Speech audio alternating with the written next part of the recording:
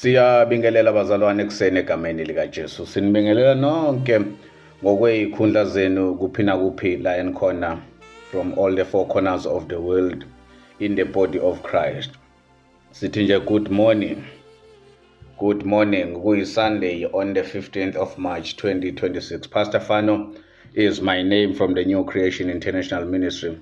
Mandlanzini, Richards Bay. Hallelujah. To God be glory. To God be glory. Bazalwane, let us quickly agree in prayer. Baba, siyabonga namanje kuseni egameni likaJesu. We thank you, Lord, for this wonderful morning. We thank you for this time and opportunity ukuhlangana ezwini lakho. We thank you that umbuso wakho umisiwe naphakade ey'nhlizweni zethu.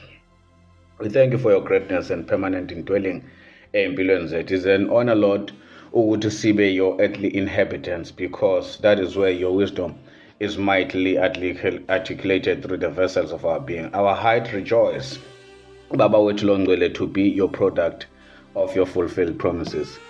Hence we bless you for this privilege. We thank you for the gift of righteousness. Isipho sokulunga, isipho somusa.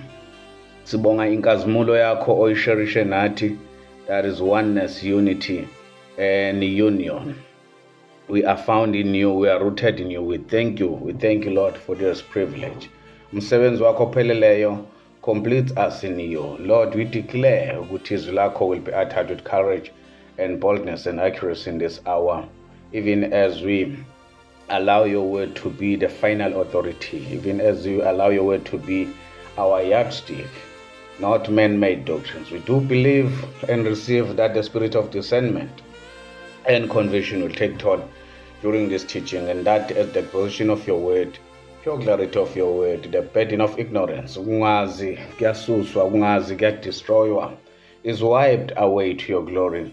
Indwangu iyasuswa from our spiritual eyes. Emehlweni ethu, amehlo ethu ayakhanyiswa ngezwi lakho elinamandla, ngezwi lakho eliukhanya, even as we partake in the rightly division of the word of truth. We thank you for the freedom and liberation from man-made doctrines. Baba wethu engcwele, we will never worship you in ignorance in this generation. Father, we are grateful for this privilege. We are grateful for this privilege that your revealed mind has been shared with us. We bless you for the ability to partake in the already revealed revelation knowledge as it is influencing our lives and impacting our worldview. And not only that, siyahlonyiswa uNkulunkulu wethu, siyahlonyiswa, we are equipped to defend the faith. We are equipped to advance the faith. And we declare that we are delivered from the hands of wicked men. As we advance the faith, as we defend the faith, as we advance the gospel, we know for the fact that there is going to be a lot of opposition.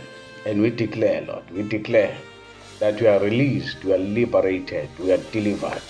Father, as we congregate, our teachable spirit will guide us, our teachable spirit will submit in this hour, that your word may have free course. We allow our spirit, we allow your word to work through us, in us, as the entrance of your word. Give light and understanding unto the simple. We give you all the honor, the praise, the glory, and we thank you for the answered prayers that men and women of God are coming to the knowledge of the truth. And Nanoguti, the revelation knowledge is growing big in our hearts on this platform, in this class, and even unto our fellow brothers and sisters who happen to come across lomlayezo, lesfundo, this teaching later on. In Jesus' mighty name, our authority, the place where we belong, the office that is above all principalities and powers, all the honor, the praise, the glory belongs to you. And the church of God says, amen, amen. Glory, glory, glory, glory, glory, glory, glory, glory, hallelujah, saints. Glory, glory, glory, glory. To God be glory. We give him praise, people of God. We give him praise. To God be glory. We give him praise. Shalom, shalom, shalom, shalom. Beautiful family, be officially greeted in the wonderful mighty name of our Lord Jesus. Bazalwane, I am full of energy. It is a Sunday morning, very hours in the Sunday morning. Hallelujah. Siyambonga uNkulunkulu about this time, this opportunity ukuhlangana like this. Be greeted. We love you guys. Be greeted. Be greeted. Egameni lika Jesu. Everybody on this platform, city, good morning. It is morning this side. It is morning this side on a Sunday on the 15th of March 2026. Good morning, saints. Good morning. Good morning. And wherever you are. Oh, I'm full of energy, saints. Abazalwane, I'm full of energy. My goodness me. We praise him. We give him praise. We praise the Lord. Hallelujah. And everyone, our brothers and sisters, friends and family, who will happen to catch us later on, Bazalwane egameni lika Jesu, from all the four corners of the world, be greeted and welcome to this platform. Once again, let us have some wonderful time of learning and growing in the Word of God.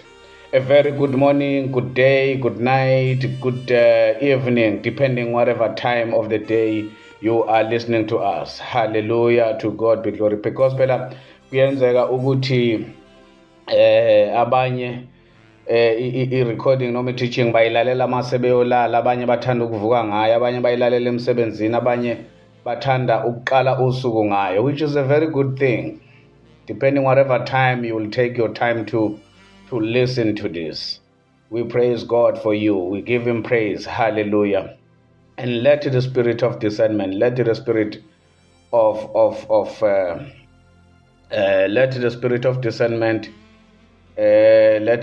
of discernment take toll in this when you are listening.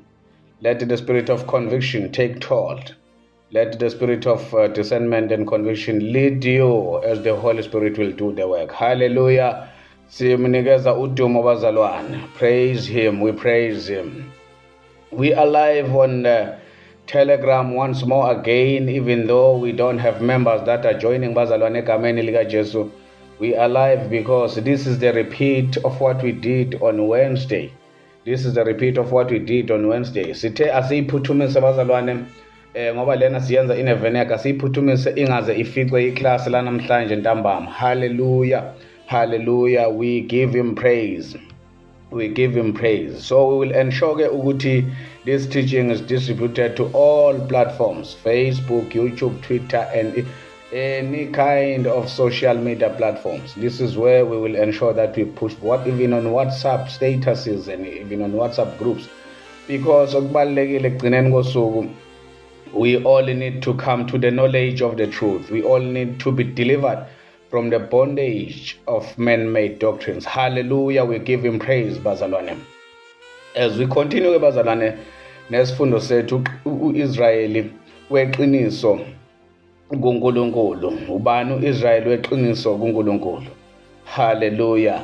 Ubani uIsrayeli weqiniso kuNkulunkulu? Israyeli weqiniso kuNkulunkulu.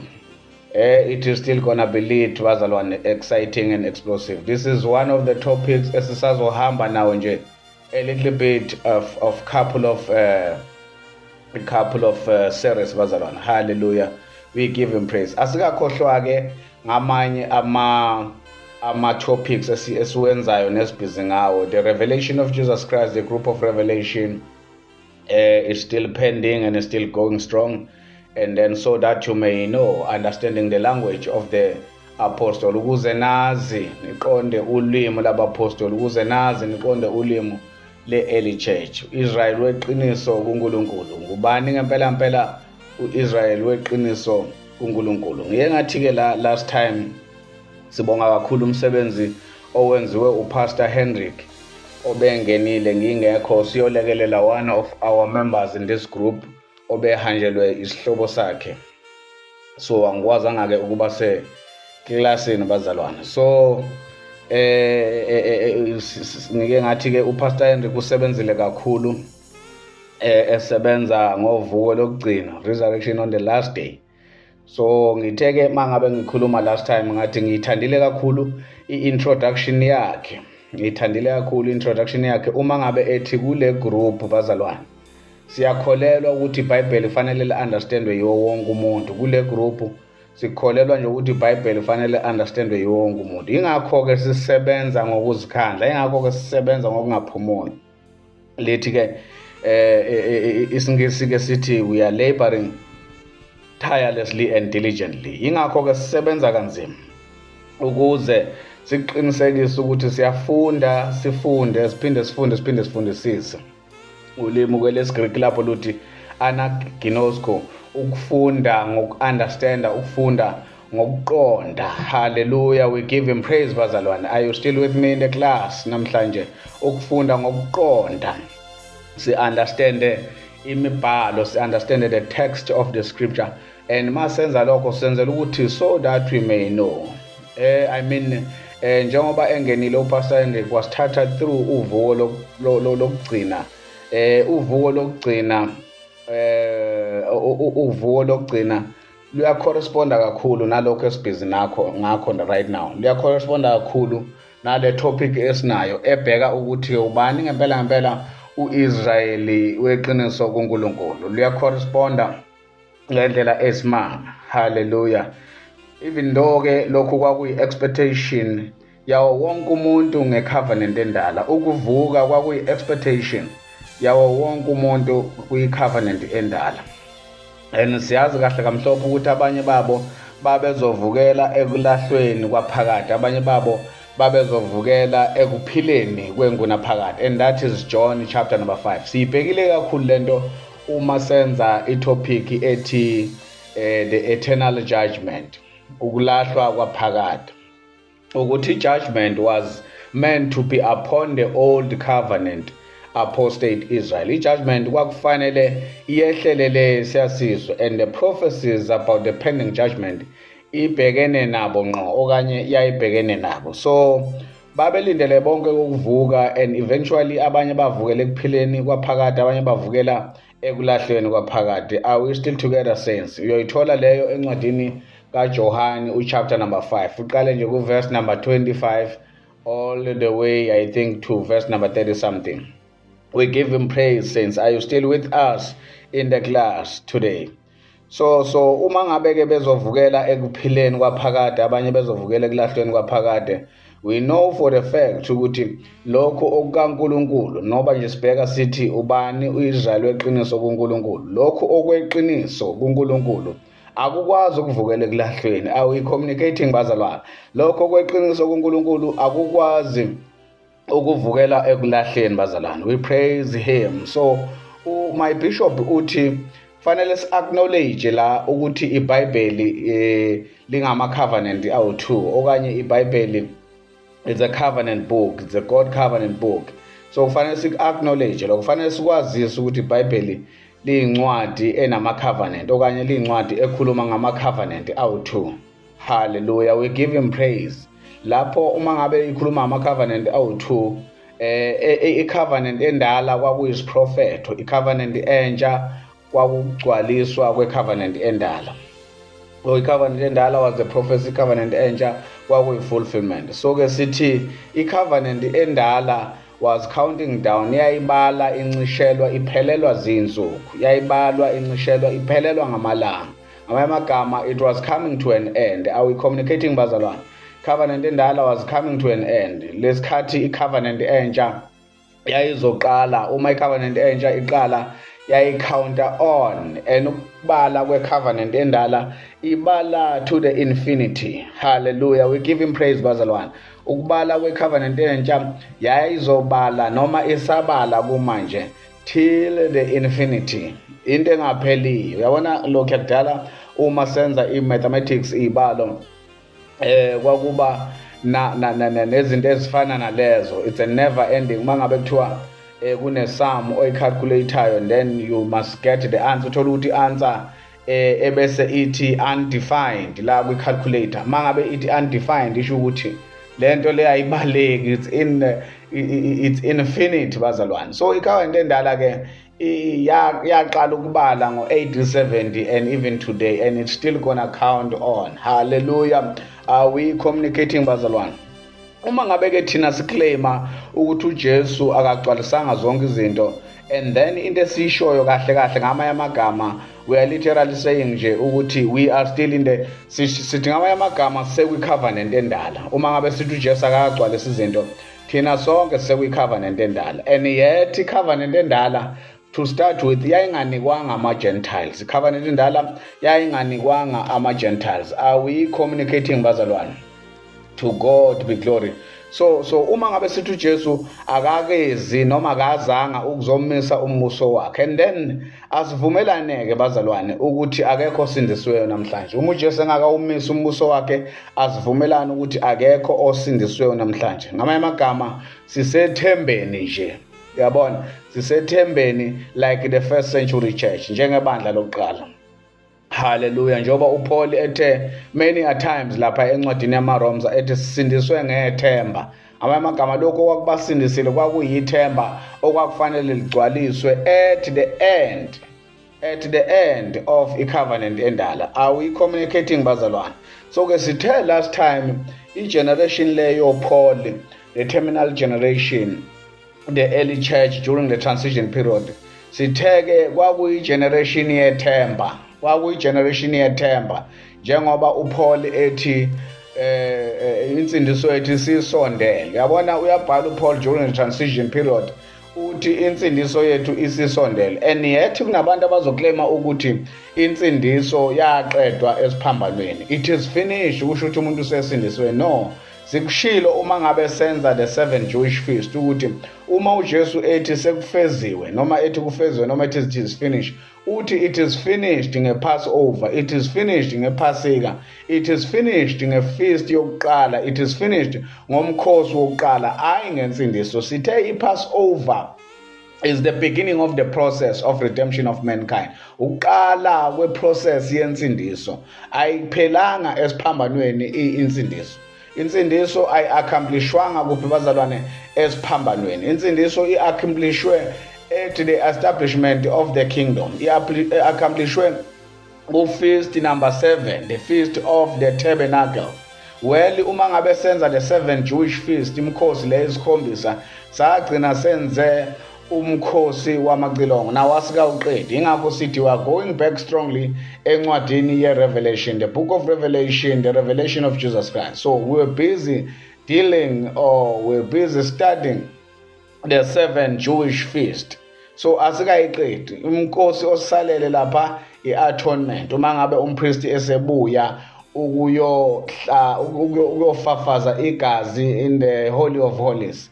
Enye umkhosi osalele wokugcina umkhosi wama-tabernacle, umkhosi wamadokodo. Are we communicating bazalwane? So uPaul uthi insindiso yethu isisondele. Ngamanye amagama isiphambano lesikhathi ebhala uPaul is long time gone, kodwa uPaul uthi insindiso yethu isisondele. Are we communicating bazalwane?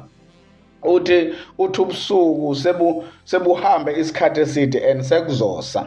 Ake sibheke quickly incwadi yamaRoma uchapter number 13 verse 11 to 12. Are we still together in the class bazalwane? We give him praise, we give him glory egameni lika Jesu. The book of Romans chapter number 13 verse number 11 and 12. Yenzani lokhu njengokuba nazi isikhathi ukuthi sekuyihora lokuba nevuke ebuthongweni, ngokuba namanje insindiso isisondele kithi kunalesikhathi esaqala ukukholwa ngaso. Did you hear that? Uyamuzwa uthini Paul? Kunalesikhathi esaqala ukukholwa ngaso insindiso isisondele. Ubusuku sebuyaphela imini, that is verse number 12. Ubusuku sebuyaphela imini isisondele. Ngakho ke asilahle imisebenzi yobumnyama sihlome izikhali zikamoya. Are we still together in the class bazalwane? Shout glory wherever you are. We praise him. Hallelujah.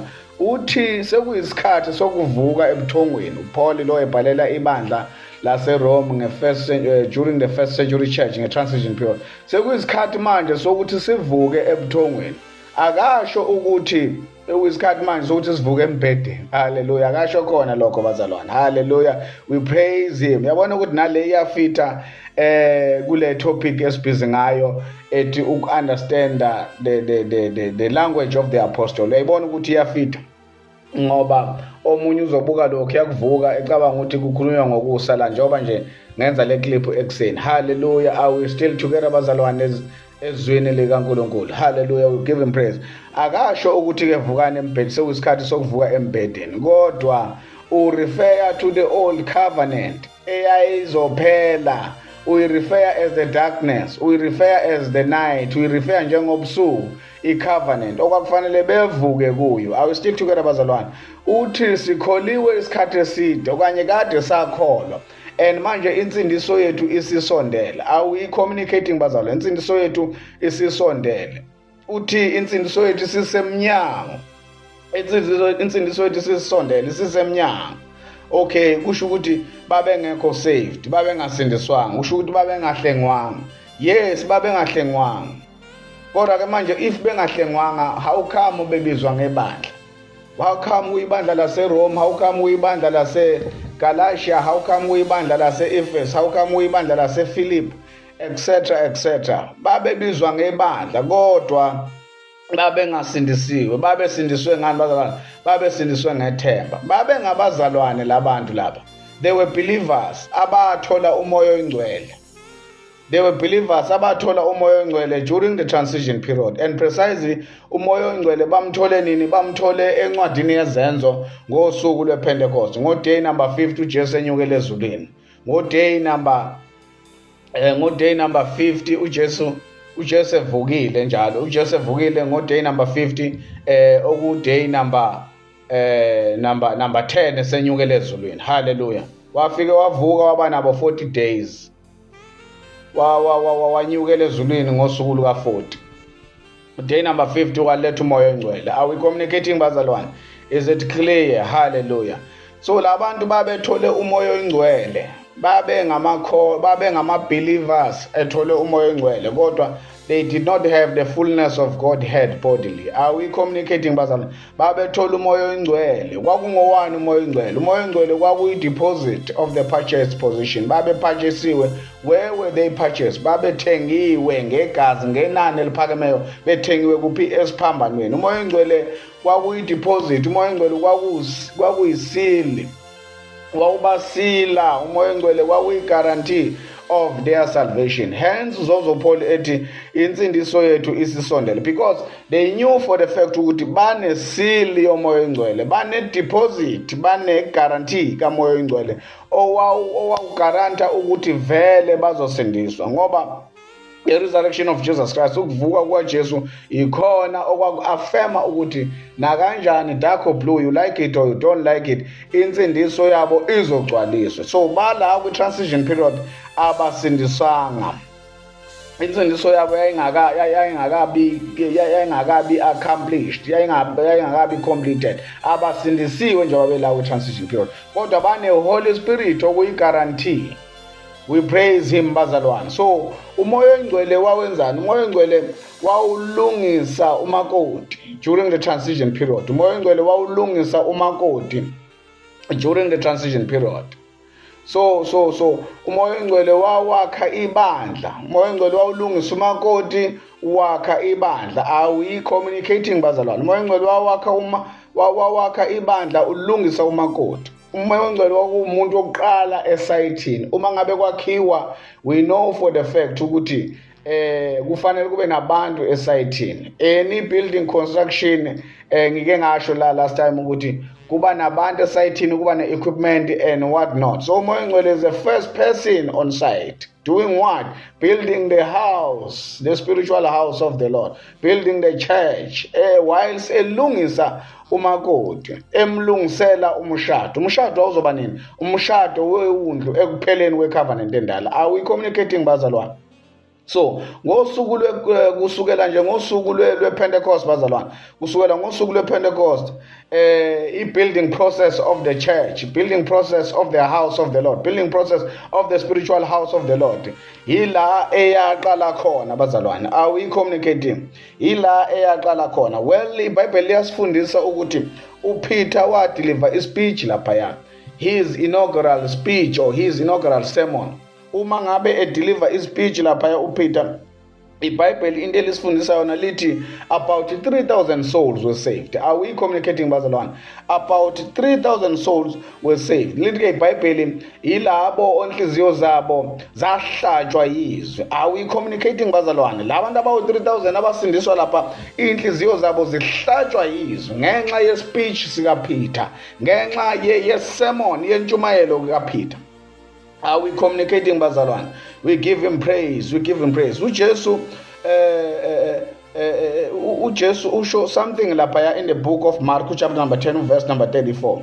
So sithi ke lapha abantu basindiswa nje lapha ngosuku lePentecost sebehlatshwe izwi okuyiyona nkemba ebukhali, izwi okuyiyona nkemba kaNkulunkulu. Hallelujah. Bahlatshwa izwi intshumayelo kaPeter. So why are we saying izwi liyinkemba ebukhali kaNkulunkulu? Why are we saying so? Uthi uJesu in the Gospel of Matthew chapter number 10 verse 34 uthi ningasho ukuthi ngize kuletha ukuthula emhlabeni. Don't say I've come to bring peace. Ningasho ukuthi ngilethe ukuthula emhlabeni. Angizange ngilethe ukuthula, kepha ngilethe inkemba. Yayizwa leyo nto. Kepha ngilethe inkemba. Is saying ngilethe inkemba. Inkemba izwi likaNkulunkulu. Now ngePentecost la ekade si highlighta khona indaba kaPeter. uPeter usebenzisa inkemba. uPeter usebenzisa inkemba ehlaba ngayo inhliziyo zabantu lapha ngePentecost. Esika ekhata ehlaba ngayo inhliziyo zabantu. Hallelujah. We give him praise, bazalwane. Sitheke la bazalwane. Yabona abapostoli during the transition period babengewona ama-peacekeepers. They were not peacekeepers, those people, during the transition period. The foundational apostle babengawona ama-peacekeepers. Ningizwe kahle. Babengawona ama-peacekeepers kodwa babengama-peacemakers. Ngoba i-peacekeeper umuntu ongafuni ukuba involved kuma-confrontation. I-peacekeeper lo muntu umuntu ongafuni ukuba umuntu ongafuni uku-affecta the state, ukuchallenge the status quo. Lapho ilo i-peacemaker umuntu o-challenge the status quo. Umuntu o-challenge the status, o-confronta the status quo head on. uPeter usho something lapha ngoba sithi babengawona ama-peace keepers kodwa babe ama-peacemakers. Hallelujah. We give him praise, bazalwane. uPeter lapha encwadini yezenzo uchapter number 2 kunento ayishoyo ke lapha uPeter. Njoba sithi they were the peacemakers. Sithi ke i-peacemaker ilowo muntu ongasabi ukuconfronta, ilowo muntu ongasabi ukuchallenge the status quo. How we communicating, bazalwane? uPeter ke uthi lapha madoda kwayizwezwanini lamazwi uJesu waseNazaretha indoda efakazelwe nguNkulunkulu phambi kwenu ngemisebenzi yamandla nangezimangaliso nangezibonakaliso uNkulunkulu azenze ngaye phakathi kwenu, njengalokhu unazi nina uqobo lwenu. Niyazi nina uqobo lwenu. uNkulunkulu yona into ayibonisile le ngoJesu. Usethi yena lo esenikelwe ngesu elimisiweyo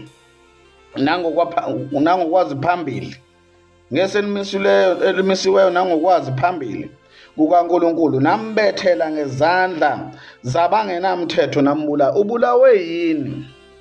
Kodwa God foreknew, kwazi ngaphambili. uNkulunkulu wazile kodwa ubulawe yini ngezandla zenu nina ngezandla zabangenamthetho.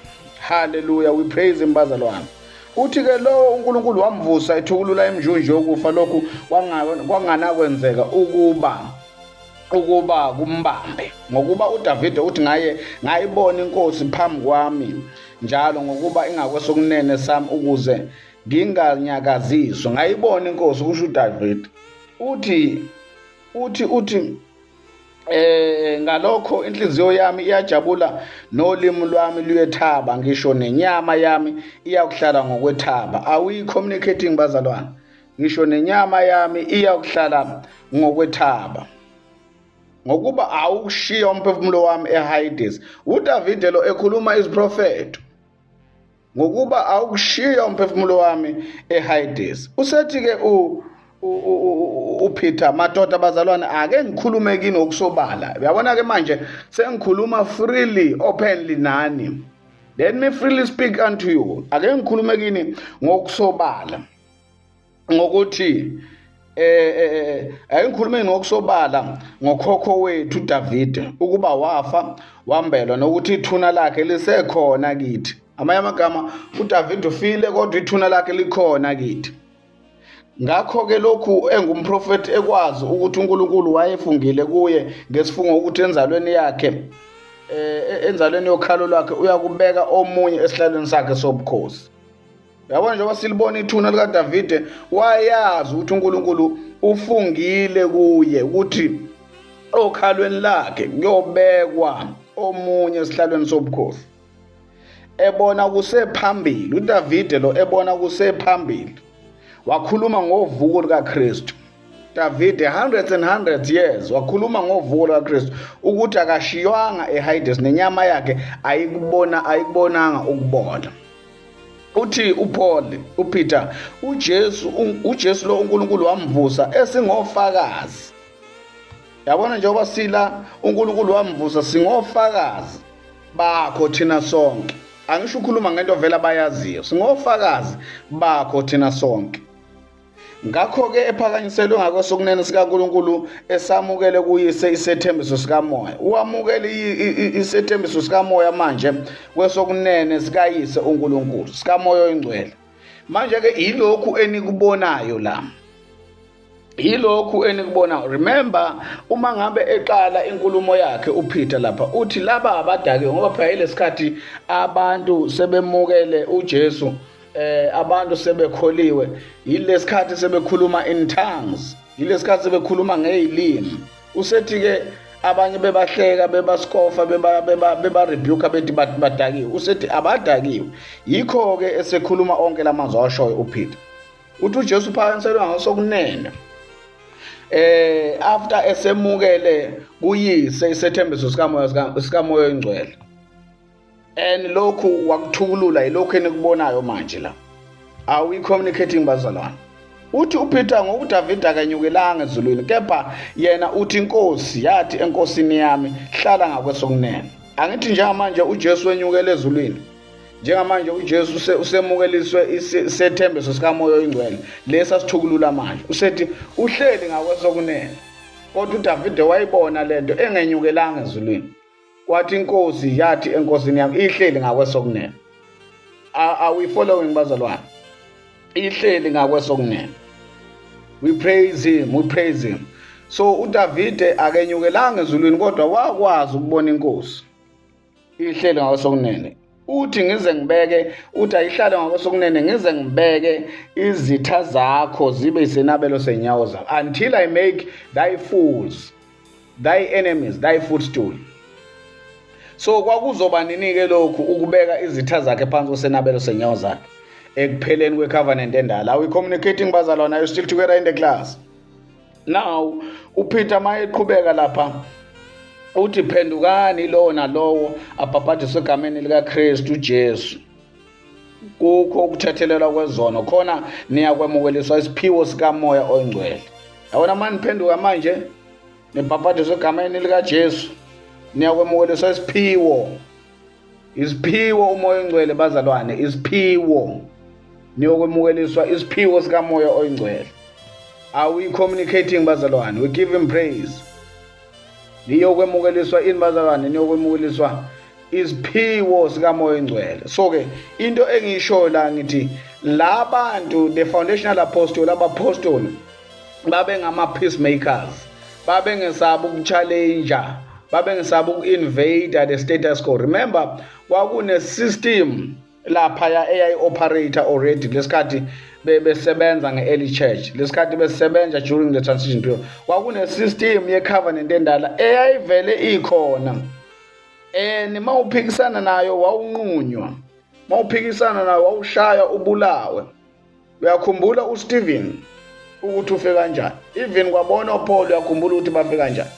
So they were peacemakers, not keepers. Bengasabi ukuchallenger i-status quo, bengasabi uku-invader, bengasabi ukuconfronta. Now uPeter usho something ke, uthi la isethembiso lesi esinikwe obaba mkhulu benu. Ake ngibuyele khona lapha ya kuPeter kwencwadini yezenzo chapter encwadini yezenzo chapter 2 verse 39. Ngokuba, this is Peter for you, ngokuba isethembiso ngesenu nabantwana benu, esabo bonke abakude bonke inkosi. esabo bonke abakude, bonke inkosi uNkulunkulu wethu eyakubabiza. Sethembiso ngesenu nabantwana benu nalabo that are far off. uPeter lo ekhuluma during the transition period. Hallelujah. So njoba ngisho-ke ngithi-ke babe ngesabi ukuchallenge the status quo laba bazalwane. The early church foundational apostle babe ngesabi ukuchallenge the status quo. Sethembiso ngesenu nabantwana benu nabo laba inkosi yokubabiza. So ukhuluma ngesethembiso uPeter. Ukhuluma ngesethembiso. Sethembiso akhuluma ngaso asiphuthume-ke sisibambe lapha encwadini kaLuke chapter number 24 verse 29. Are we still together bazalwane? We give him praise. So yini isethembiso uPeter ekhuluma ngaso? Nangu lapha uverse 49 chapter number 24. Bhekani ngiyakuthumela kini isethembiso sika Baba. Angithi yazo uJesu lona engakayi esiphambanweni. uJesu lona engakafi. Ubanike isethembiso uthi ngiyothumela kini isethembiso sika Baba wenu. Usethi-ke hlalani emzini, hlalani ngamanye amagama eJerusalem. Hlalani eJerusalema nize nembathiswe ngamandla avela phezulu. Akulona ivesi lami nawe leli. Uthi hlala esontweni samwe uze umbathiswe ngamandla avela phezulu. Cha kusho lokho la. Uthi hlalani emzini ngamanye amagama mase ngihambile niyohlala eJerusalema nize nembathiswe ngamandla avela phezulu. Ngamanye amagama ngizothumela isethembiso. Lesithembiso yiso lesimanje esigcwaliswa lapha ya. Yiso lesithembiso esifulfillwa lapha encwadini yezenzo.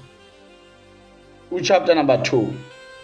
Ungakho nje ethu uPeter isethembiso ngesenu nabantwana benu nalabo inkosi yokubabiza. Jesu uthi ngiyothumela isethembiso. Isethembiso ngesenu nabantwana bethu nalabo abasekudeni inkosi yokubabiza. Uyabona ukuthi isethembiso was eschatological. Sike sabheka la sibheka the soteriological statements abheka the eschatological statement. Uyabona la ukuthi isethembiso was eschatological. Esenu nabantwana benu and the Gentile world eyayikhona lapha during the transition period.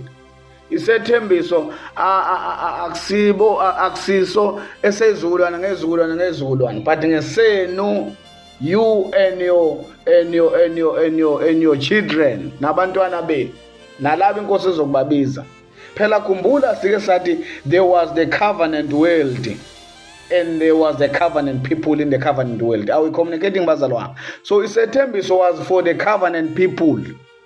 Isethembiso was for the covenant people in the covenant world. Kuyokwenzeka-ke during the transition period labo abawi covenant world inkosi ibabize njengoba ibandla kunebandla laseRome. Kunabantu abazalwe bengewona amaJuda. Kunebandla laseGalatia, the Galatians. Kunebandla lase-Efesu. Are we communicating bazalwane? Is it coming clear? We give him praise. Asibuyele back encwadini yamaRoma. Uthi ubusuku sebubude. Paul chapter 13 encwadi yamaRoma. Ubusuku is night fast spent. Usuku seluseduze. Sethi therefore asilahle imisebenzi yobumnyama. Imisebenzi yobumnyama, imisebenzi yecovenant endala. Are we communicating bazalwane? Imisebenzi yobumnyama, imisebenzi yecovenant endala. Uthi let us put our asihlome. Bazalwane ngicela ukuya kuyo man. Hallelujah. Ngicela ukuya kuyo. Zithandwa zezulu. We give him praise. Chapter number 13 verse number 11. Ubusuku sebuyaphela. Ubusuku sebuyaphela imini sisondela. Ngakho-ke asilahle imisebenzi yobumnyama sihlome izikhali zokukhanya. Are we communicating bazalwane? Asilahle imisebenzi yobumnyama sihlome izikhali zokukhanya. Imisebenzi yobumnyama icovenant endala. Izikhali zokukhanya yini bazalwane? Ivangeli. Ubusuku sebuyaphela. Kunegama-ke la elithi olam hazeh. Ubusuku sebuyaphela. There's a Greek word elithi olam hazeh. Okusho umhlaba wamanje, the present world. Ngamanye amagama isystem yangalesikhathi, icovenant endala mangabe uzoyiletha la. Olam Hazeh. I-Olam Hazeh yayiqhela endleleni, covenant endala Olam Hazeh yayiqhela endleleni, was giving way. Yayisuka stage, was giving way to Olam Haba. Olam Hazeh, covenant endala, was giving way to Olam Haba. Olam Haba was the world to come. Olam Haba, a covenant entsha. We give him praise, Bazalwane. Are you still together in the class? We praise the Lord. We praise the Lord. Hallelujah. Are we teaching here, Bazalwane? We give him praise. We give him praise. Hallelujah. So, Bazalwane, last time, sithike Olam Hazeh yayisuka kuzongena i-Olam Haba. Covenant endala yayisuka kuzongena i-covenant entsha. Umhlaba omdala wawusuka kuzongena umhlaba omusha. New covenant. Are we communicating, Bazalwane? We give him praise. We give him praise. Hallelujah. To God be glory. Hallelujah. Hallelujah. Last time, Bazalwane, sithe the second coming, ukubuya kwenkosi yethu Jesu, Bazalwane. Ukubuya kwenkosi yethu Jesu okanye the second coming. The second coming, uNkulunkulu ezohlala kumuntu. uNkulunkulu ezohlala kumuntu. Ingakho Revelation chapter 21 ethi itabernacle kaNkulunkulu likubantu. uNkulunkulu ezohlala kumuntu, indodana le ibuya nenkazimulo kayise, ibuya noyise, indodana le ibuya noyise, i-second coming of Jesus.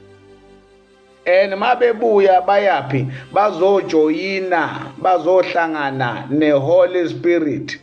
Kuphi bazohlangana neHoly Spirit ebandleni noma kumuntu okholwayo, ukuze uNkulunkulu nokugcwaliseka bukaNkulunkulu kugcwale ebandleni.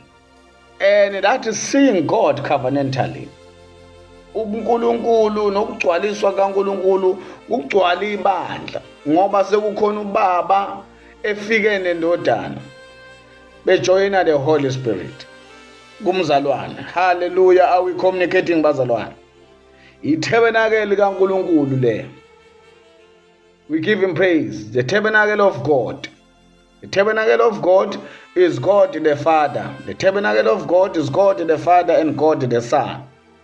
And God the Holy Spirit. The tabernacle of God is the Trinity, bazalwane. And this is seeing God. Ukubona uNkulunkulu lokhu covenantally. We give him praise, bazalwane.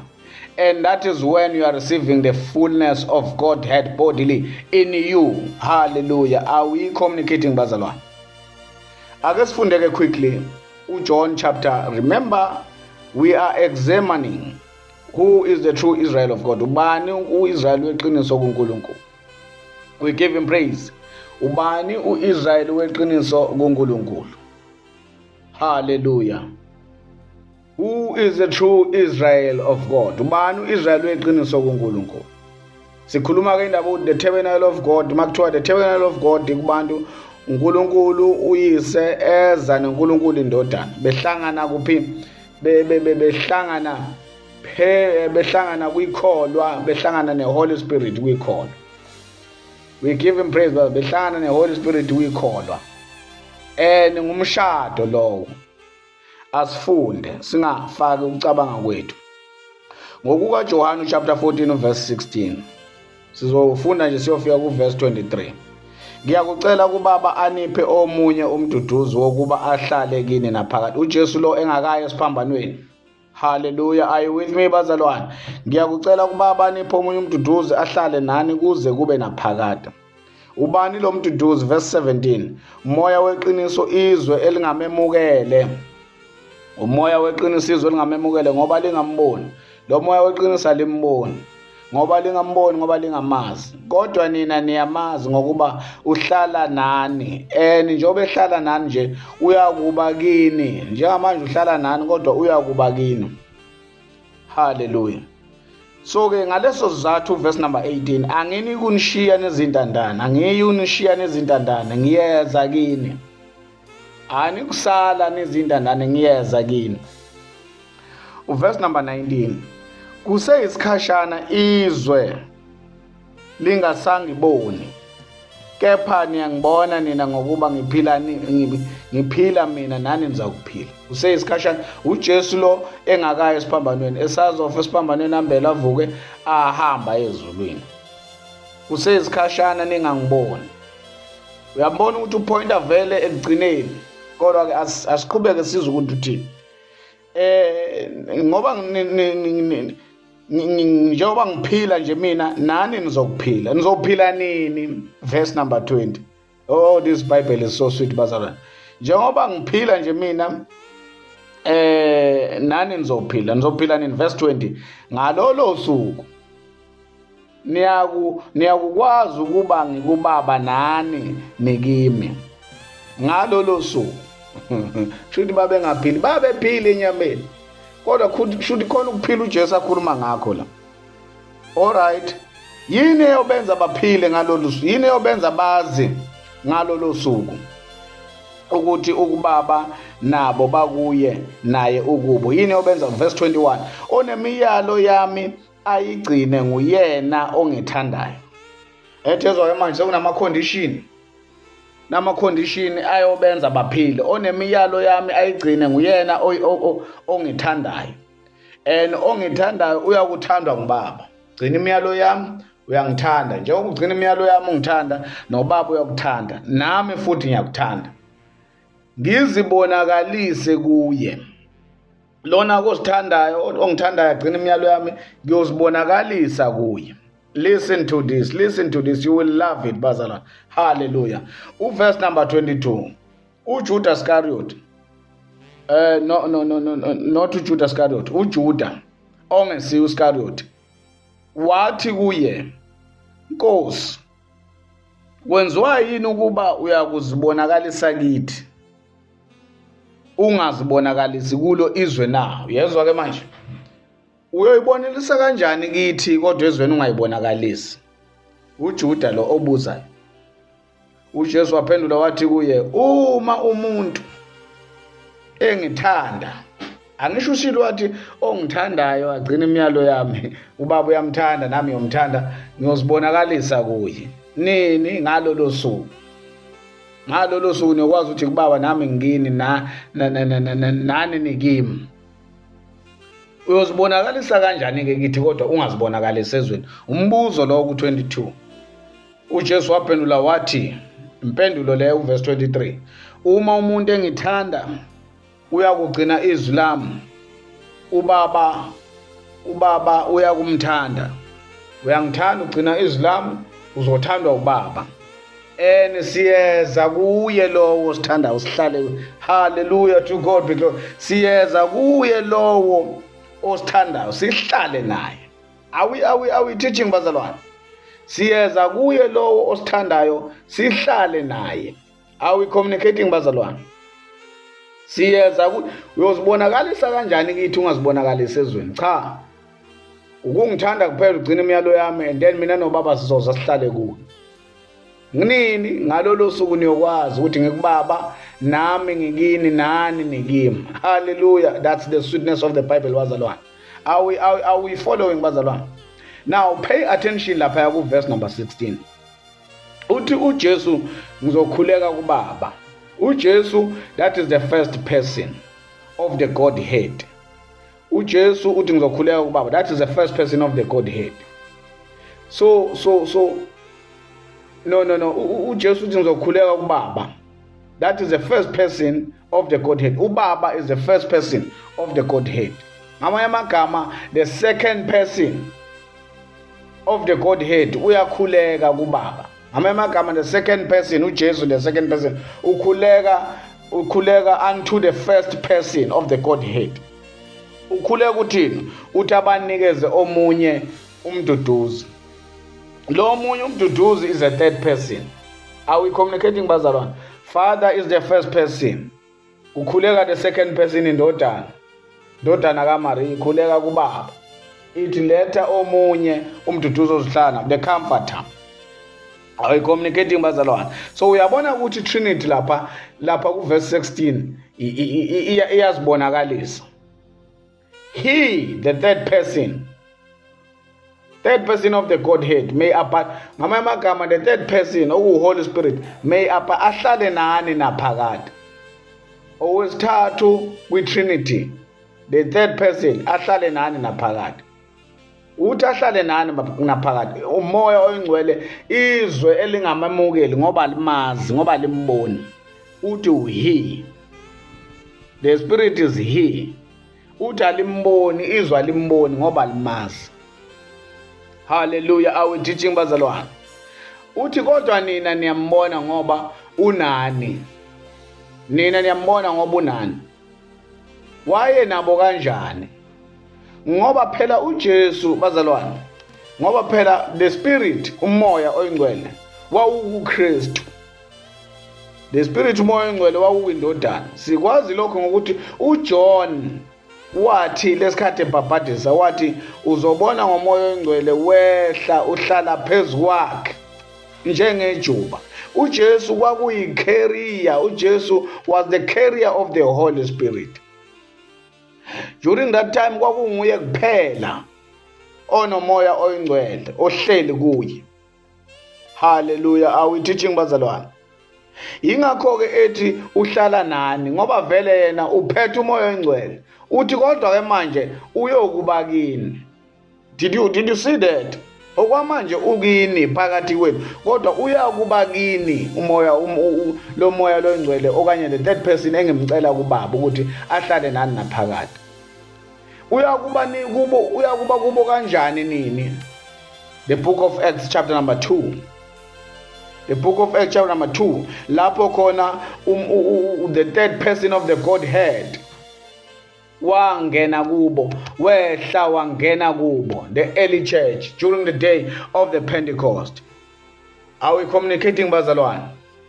Moya ngcwele uthi encwadini kaJoel, I will pour ngizothukulula umoya wami phezu kwayo yonke inyama. Kwenzakele lokho in the book of Acts chapter number 2. Moya ngcwele wangena kubo njengoba ekhulekile the second person. Encwadini kaJohn chapter 14 ekhuleka ku first person ukuthi alethe the third person. The third person wafika in the book of Acts. Uthi uJesu ku verse number 19 la sifunde khona the Gospel of John chapter 14 uthi isikhashana ningangiboni, isikhashana izwe lingangiboni kodwa nina niyangibona. Uthi njengoba ngiphila nani niyophila. Bayophila ngoba the third person of the Godhead bodily will be a forerunner. The third person of the Godhead bodily will be the first person on site. Uwehle in the book of Acts chapter number 2. Uwehle in the book of Acts encwadini yezenzo chapter number 2. Uwehlile the third person. Umoya oyingcwele wabehlela eJerusalem. Lindani emzini, lindani eJerusalem. Nize nemukeliswe amandla, nize nemukeliswe the promise from on high. We praise the Lord, bazalwane. Are we still together? So where he came, umoya oyingcwele encwadini yezenzo chapter number 2. Uzowenzani? Uzosiza abapostoli ukwenza umsebenzi.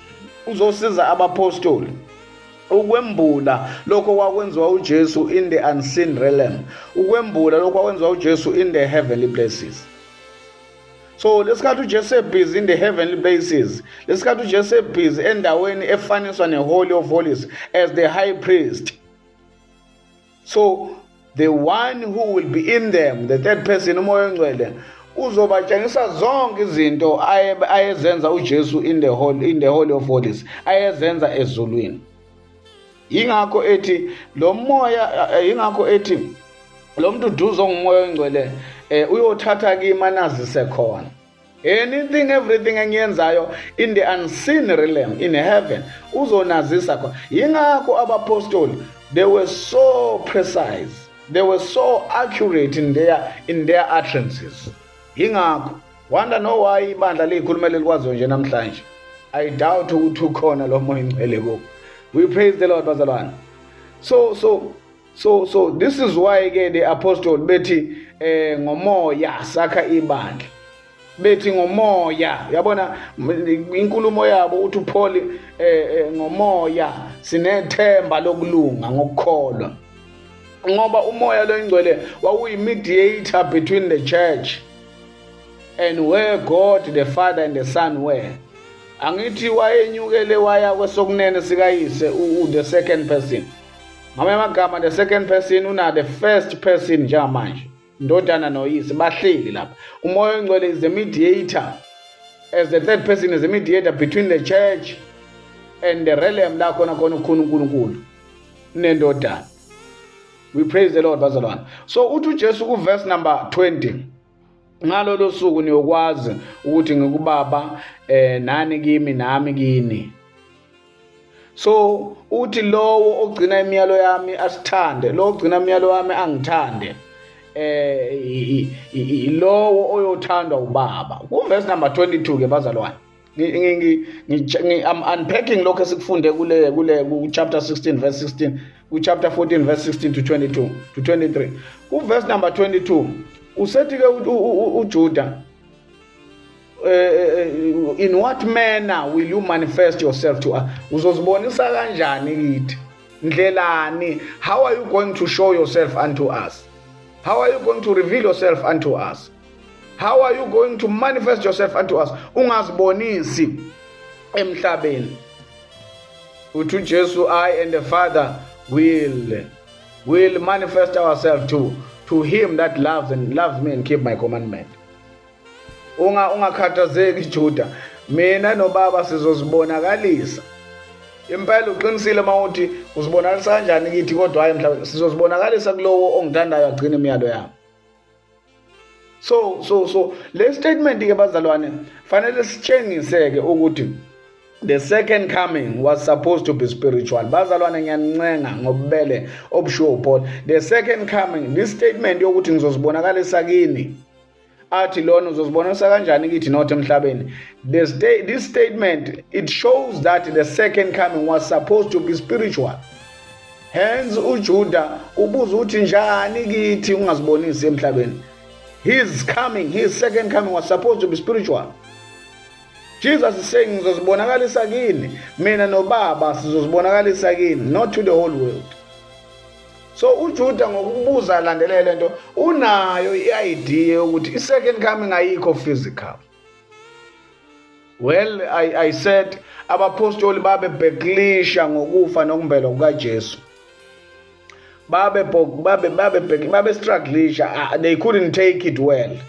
Yaba frustrate, yaba traumatize indaba yokufa nokumbelwa nokuvuka kaJesu. Kodwa i-second coming was not an issue.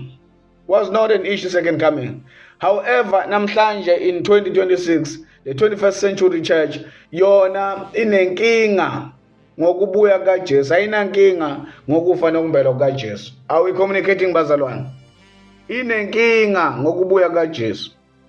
uJesu kufanele be physical, and then mangabe se physical uJesu uzongena kanjani kuleli yakholwa lela nalela. How is he going to do that?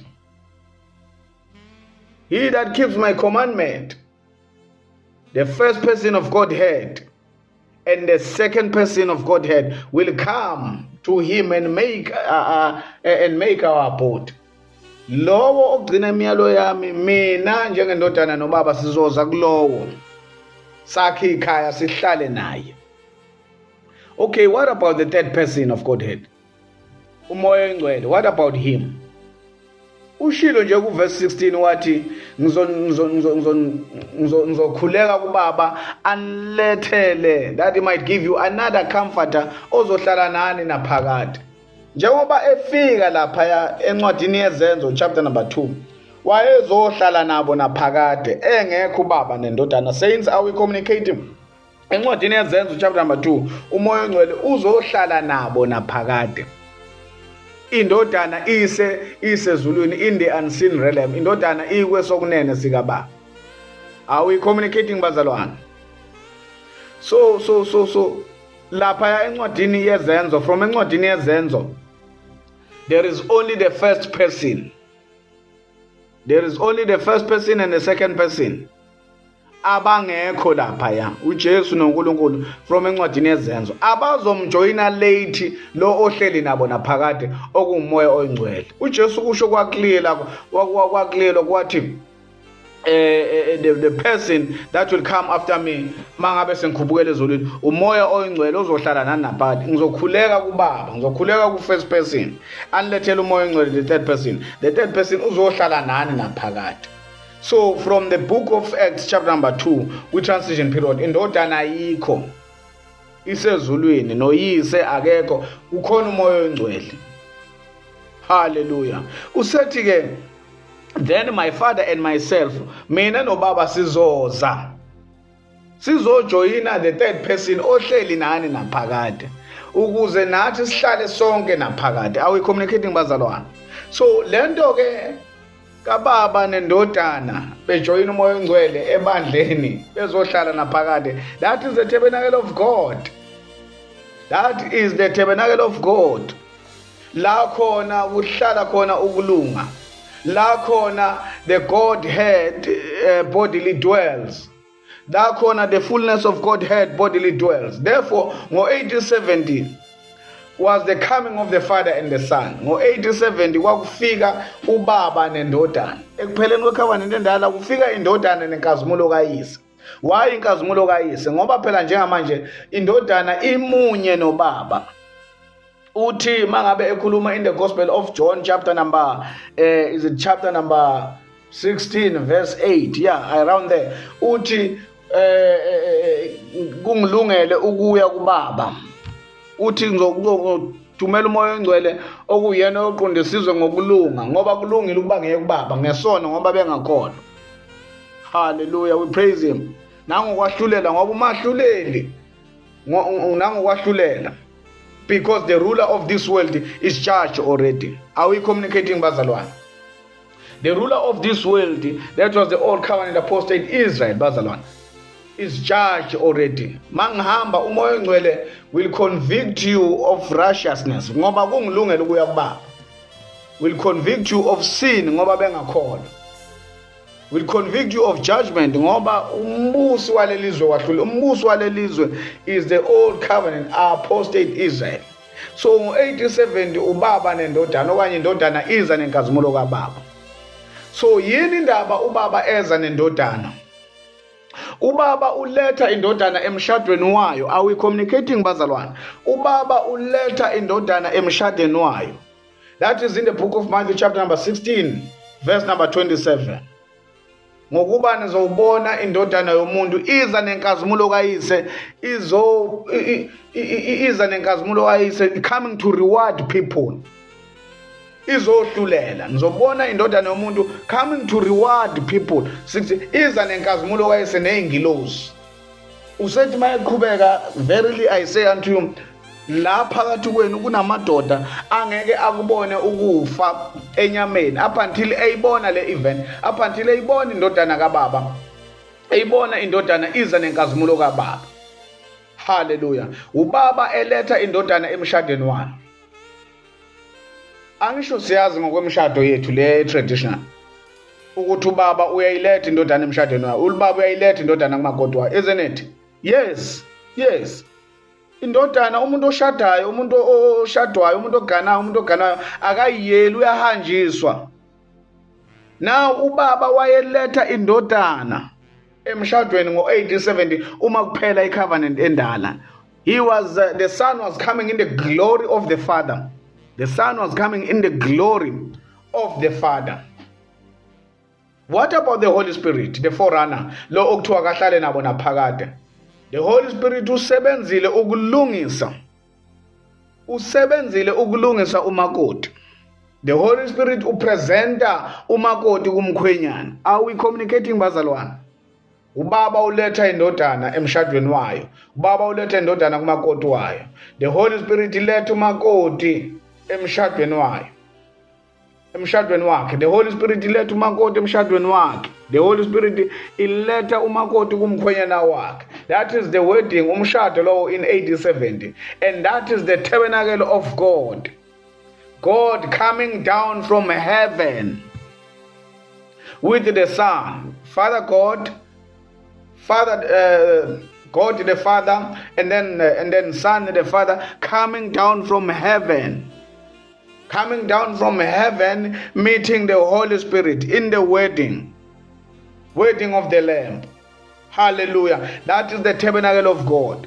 The tabernacle of God, as we're saying, it's whereby the fullness of Godhead bodily dwells. God the Father, God the Son, and God the Holy Spirit coming together and making abode in a believer forever. That's what happened in AD 70. That is what happened when John saw the new Jerusalem, the new heaven and earth coming out of God from heaven. That is the tabernacle of God coming down to man. Behold, the tabernacle of God is with men. John, what to measure the tabernacle? Measure what you've seen in verse number 1, Revelation 21. Let's start to measure, and then the city, the new city, the new heaven and earth, the city of the living God, the heavenly Jerusalem, the tabernacle of God was lying forth square. Lali dais, lali is square. In other words, all sides equal, meaning all believers are positioned equally in the Lord. That's the tabernacle of God. The Father, the Son, meeting the Holy Spirit in the believer. The Father is bringing the Son into his wedding. The Holy Spirit is presenting the bride into a groom. Sorry. We give him praise, Bazalwan. We give him praise. That's the tabernacle of God. Remember, we are examining who is the true Israel of God. So this should indicate to you, this should tell you, Uguti, if you are the person ongenayo the indwelling of the fullness of Godhead bodily, it is very slim that you will be the true Israel of God. Who is the true Israel of God? The true Israel of God is where God the Father, is where God the Son has joined the Holy Spirit in a man, in a person, and that person is the true Israel of God. But we're still going to examine this, Bazalwan, as we continue with it. We give him praise. Hallelujah. Baba siyabonga egameni lika Jesu. Siyabonga uNkulunkulu wethu namanje kuseni. You are God Almighty. We thank you, Lord. We thank you. We thank you for the revelation knowledge by the foundational apostle. We thank you for understanding this revelation knowledge as it impacts our worldview and influence our lifestyle. We give you the honor, the praise, the glory. Hence, we will never worship you in ignorance. We thank you for this understanding. Lord, it is so huge. It is so huge. We feel your greatness. We feel your presence in our life. It is so huge that we understand you. We thank you for this privilege. We thank you for the privilege that your mind has been shared with us. We thank you, Lord, through your word we understand what your sayings are. Through your word you understand what your utterances are. Siyazi ukuthi you never had the bad plans about us. Your plans has always been good about us. Egameni lika Jesu, all the honor, the praise belongs to you. I'm praying, I'm speaking life to everyone that will listen under the sound of my voice, to everyone that will be convicted through this message. I'm speaking life, prosperity, and protection. Let the life overflow in their lives. Egameni lika Jesu, the honor, the praise, the glory belongs to you. In Jesus' mighty name, our authority, the place of belonging, the office that is above all principalities and powers. All the honor, the praise is yours, Lord. Hallelujah. Amen and amen.